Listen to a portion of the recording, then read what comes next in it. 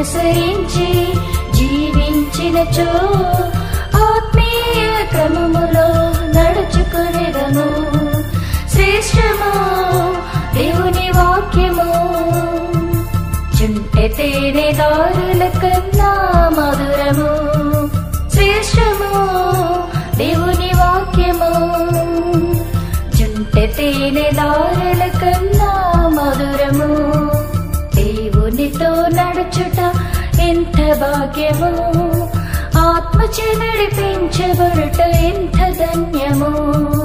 దేవునితో నడుచుట ఎంత భాగ్యము, ఆత్మచే నడిపించబడుట ఎంత ధన్యము.